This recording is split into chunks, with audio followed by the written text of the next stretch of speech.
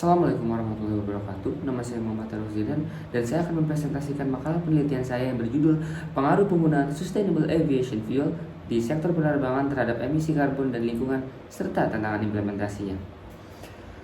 Baik, pertama-tama, sektor penerbangan merupakan salah satu kontributor utama emisi karbon yang berdampak besar terhadap perubahan iklim.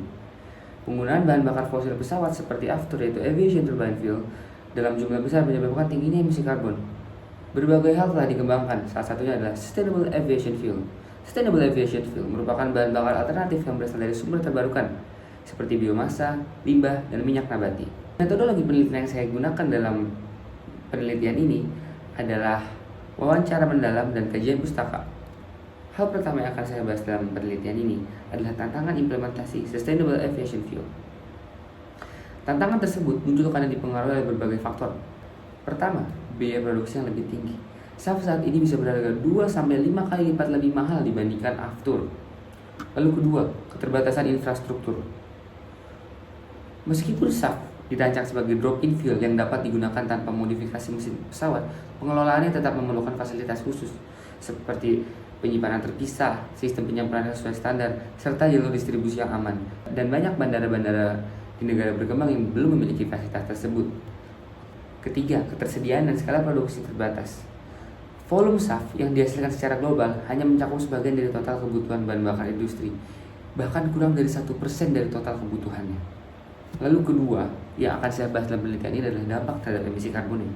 Penggunaan Sustainable Aviation Fuel memberikan dampak nyata, yaitu mengurangi emisi karbon hingga 80% dibandingkan dengan bahan bakar konvensional. Jadi jelas, penggunaan SAF sangat berpengaruh terhadap pengurangan emisi karbon. Lalu ketiga, dampak terhadap lingkungannya. Beberapa dampak utama dari penggunaan SAF adalah satu, pengurangan emisi gas rumah kaca, tentu saja yaitu mengurangi hingga 80%. Lalu kedua, penurunan polusi udara. SAF menghasilkan lebih sedikit partikulat halus dan sulfur dioksida dibandingkan bahan bakar konvensional. Hal ini membantu meningkatkan kualitas udara. Lalu tiga, mengurangi ketergantungan pada bahan bakar fosil. Dengan menggunakan SAF, industri penerbangan dapat mengurangi konsumsi minyak bumi yang selama ini menjadi sumber utama bahan bakar. Ini juga membantu menurunkan dampak eksplorasi seperti pencemaran tanah, tumpahan minyak, dan degradasi tanah. Namun, dari banyaknya manfaat lingkungan, SAF juga memiliki dampak buruk terhadap lingkungan, yaitu potensi tekanan terhadap lahan. Beberapa jenis SAF berasal dari tanaman energi, atau hasil pertanian seperti kelapa sawit, tebu, atau jagung. Dan jika tidak dikelola dengan hati-hati, produksi bahan baku ini bisa menyebabkan alih fungsi lahan, deforestasi, dan hilangnya keanekaragaman hayati. Kelima, penggunaan air dan energi dalam produksi. Penggunaan air dan energi dalam produksinya membutuhkan banyak sekali, sehingga jika tidak diawasi dengan benar, malah bisa menimbulkan masalah lingkungan yang baru.